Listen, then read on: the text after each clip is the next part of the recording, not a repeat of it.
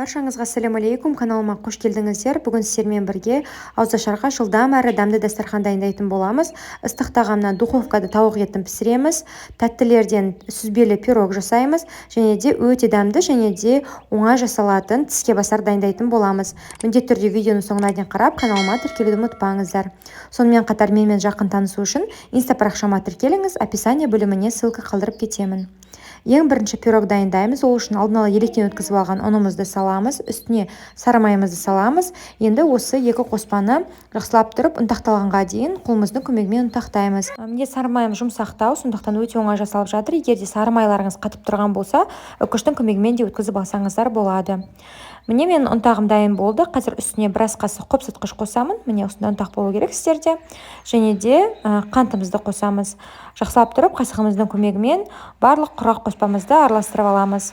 Осы пирогтың өте оңай бір жері, ешқандай да қамыр жайып қажет емес, барлығын араластырып тек қана сала-саламыз. Өте оңай.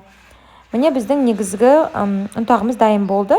Қазір салмасын дайындаймыз. Ол үшін сүзбемізді саламыз, жұмыртқа саламыз үстіне. Қантымызды қосамыз, болды. Осының барлығын шанышқының көмегімен басып-басып, жақсылап тұрып араластырып шығамыз.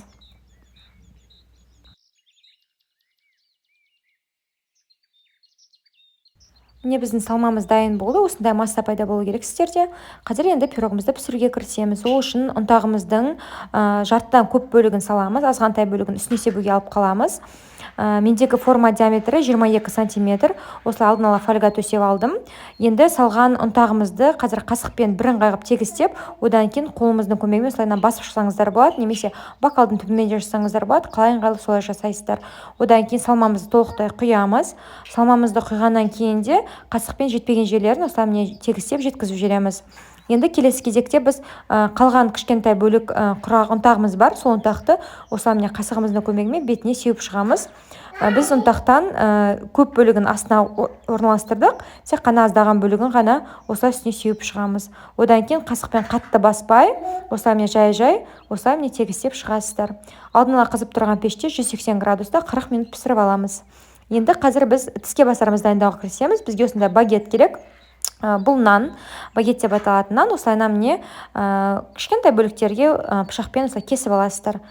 Менде бір багет қана қолданамын. Егер сіздерге аз болса, тағы да 2 багет қолдансаңыздар да болады. Міне осылайынан турап алдым. Осындай форма шықты.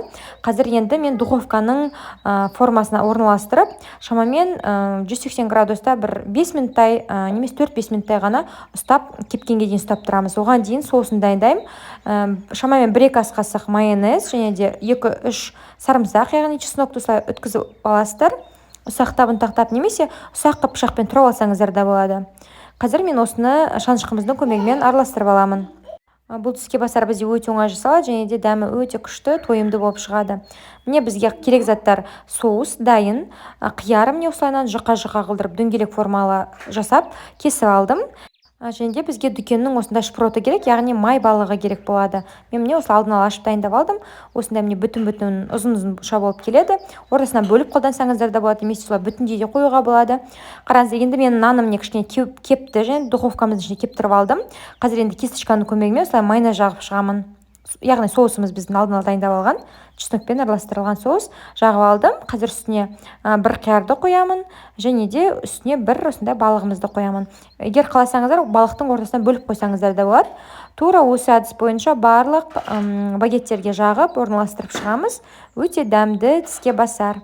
Біздің тіске басарымыз дайын болды. Біз дастарханға ұсынамын дегенге дейін осылайынан беті ашық болуы керек. Егер бетін жауып қойсаңыздар, біздің соусымыз багетке сіңіп кетуі мүмкін.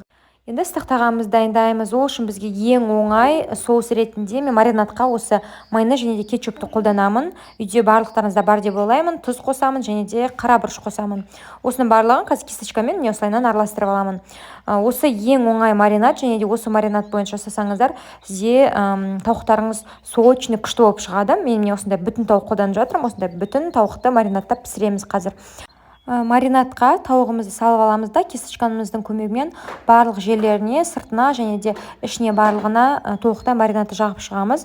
Осы маринадпен жасасаңыздар, сіздерге тауықты маринадтап қойып керек емес. Маринадтап болғаннан кейін духовкамызға салып пісіре берсек болады. Алдын ала қызып тұрған пеште 200 градуста мен 1 сағат пісіріп аламын. Сол кезде бізде тауығымыз күшті болып шығады және күшті болып піседі. Сонымен біздің ауызашарға дастарханымыз дайын болды. Қараңыздар, біздің тауығымыз қандай сап-сары және де сочный болып піскен, өте дәмді болып шыққанына сенімдімін. Және де пирог, сүзбелі пирог, сонымен қатар закуска. Егер де видеом сізге ұнаған болса, каналыма тіркеліп, қоңырауша белгісін басуды ұмытпаңыздар. Сол кезде каналыма шыққан видеоны ең алғаш болып көретін боласыздар. Келесі кездескенше.